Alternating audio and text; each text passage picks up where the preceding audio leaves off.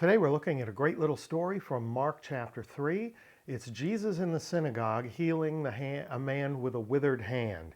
It's a very dynamic story, and it tells us a lot about motivations and priorities and understanding from people and Jesus' understanding of the people around him.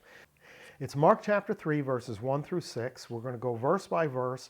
And in 4 of the 6 verses, we're going to take a look at some Greek nuggets that I think are pretty relevant. So first up, Mark chapter 3, verse 1 from the ESV, followed by a nugget. Again, he entered the synagogue, and a man was there with a withered hand. And the phrase with a withered hand is the one that I want to take a look at. That is exegesis ekon tein kera. So let's start with the second word. Ekon is a participle of echo, and it means having. So there's a man there. What kind of a man? A having man. What does he have? Tein kera. Literally, the hand. Every translation translates it a hand. Why does it have a definite article and we translate it a? The definiteness is to differentiate for us that it's a specific one hand out of his two hands. It's only one of the two is in this condition. What is the condition? Exegesis is another participle. It's a perfect passive participle. It's accusative feminine singular. And what does it mean? It means having been withered or dried up. And it's from a verb that relates to dehydration of plants. So in a drought, if your plants dried out and died, if they withered and died, this is the term that would be used. And we're told that there's a man here in the synagogue who has a hand that appears to be dehydrated and withered and dried up. And because it's a perfect tense participle, he wasn't born this way. Something happened in the past. His hand withered and dried up, and that condition has persisted into the present. So that's kind of significant. Let's carry on and take a look at verse 2. And they watched Jesus to see whether he would heal him on the Sabbath, so they might accuse him. Two things here.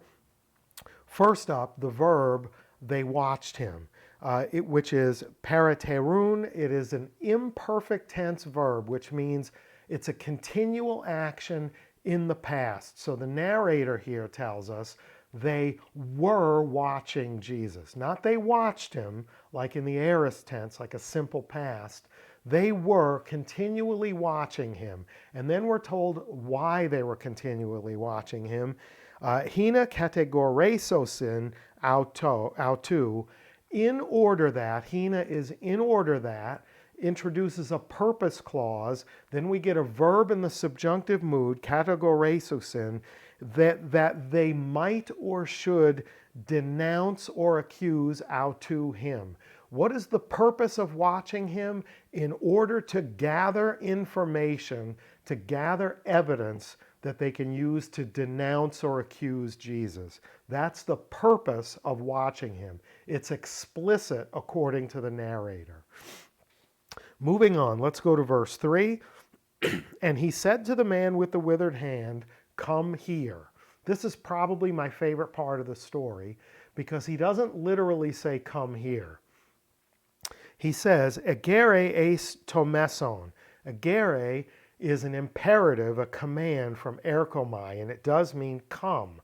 But he doesn't say here, he says eis to meson. Have you ever heard of a mezzo-soprano? A mezzo-soprano is a woman who sings in the middle soprano. Mezzo, middle. Eis to meson. Into the midst or into the middle. Jesus literally and deliberately makes the man with the withered hand the center of attention. Come into the middle. Come into the midst. Not just come to me, not just come before me, not just come here, but there are people watching to see what's going to happen. Come into the middle. He makes him the center of attention. Let us carry on with verse 4. And he said to them, is it lawful on the Sabbath to do good or to do harm, to save life or to kill? But they were silent. So he asks them a pointed question. Is the law a positive or a negative? Is it, in order to keep the law, must I let this man go on suffering, or is it okay for me to do what I'm able to do to improve his situation? Or are you saying you want me to wait till sundown? We don't mind that you help this man, but don't do it now.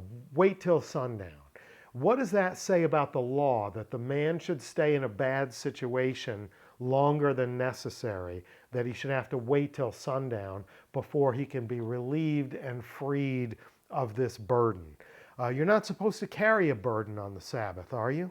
But now, baked into his question is their presumption that the man should carry the burden on the Sabbath a little longer so that Jesus doesn't make them uncomfortable healing the man on the Sabbath.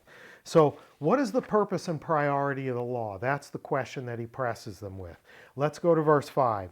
And he looked around at them with anger, grieved at their hardness of heart, and said to the man, stretch out your hand. He stretched it out, and his hand was restored. So first up, let's look at two things before the stretching of the hand. He looked around at them with anger, and that's literally met orges. Met is meta, after, and orges is, it is anger, but it's more frequently translated wrath. This is the experience of built-up tension, of anger to the point of explosion. We get the English word orgasm from it. Built-up tension with a sudden explosive release. Okay? He's looking at them, met orges, with wrath.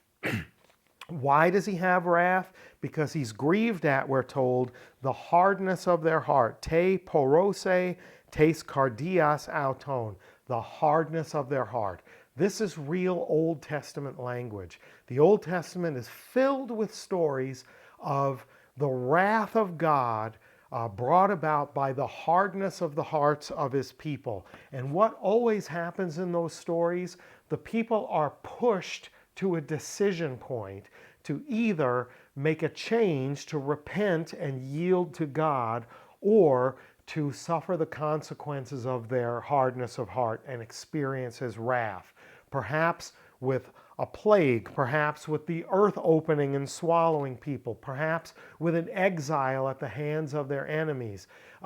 All sorts of things happen when confronted with the wrath of God at the hardness of the people's hearts, and they don't choose well. What happens then next? Jesus tells the man, stretch forth your hand. He stretches forth his hand, and we're told that it was restored. And restored here is apikatestate, and it means it was put back. It was restored in the sense that it was put back the way it was supposed to be, or the way it was earlier. Remember from verse 1, we said that he had a hand that had withered at some point in the past and is still withered now. Something happened to it. It wasn't always like that. And here we're told that it was put back, it was restored to the way it should have been. So when the man did what Jesus said, when the man yielded to Jesus' instruction, he was restored. So let's go on and look at verse 6. The Pharisees went out and immediately held counsel with the Herodians against him, how to destroy him. So we have two non-naturally allying groups. We have two groups that are almost diametrically opposed. They're both Jewish, but one are the hyper-religious, the Pharisees, the most orthodox of the group, and the others, the Herodians, are of the group that sort of go along to get along with the Roman occupiers in Judea. And so these are groups that are very different. They're all Jewish, but they form sort of the polar ends of the general population. The very religious and the quite secular go along to get along folks. And now they're going to plot together. They're going to collude to destroy Jesus. So here's a rhetorical question for you. When confronted with the hardness of their hearts and pressed with a question about the purpose of the law and the carrying of this burden, did they soften or did they remain hardened? That's a rhetorical question. There's really no need to answer it, right? Because what did they do? They went and plotted to destroy Jesus, not to say, oh my, we were wrong. How wonderful that this man no longer has to bear this burden on the Sabbath or any other day. But that's not what they did. So, to re-ring the bell, from the Old Testament, there are countless stories of the hardness of God's people's hearts and how it brings about wrath, and they are challenged and confronted to either make a change, to repent, and to yield to God's will. And if they do, they are restored, and if they don't, they experience a taste of the wrath of God. And we see it here just as clearly in the Gospel of Mark in chapter 3. I hope that was good for you. If it was, please like, share, subscribe, tell a friend, share the video on social media so the channel can get some more traction. Leave me some feedback in the comments. Let me know what you think. And remember, wrath over the hardness of heart always pushes to a decision point, and then when the decision is made, there are consequences. Either restoration or the pouring out of that wrath. Thanks again. Till next time, Karis Kairene Humin, grace and peace to you.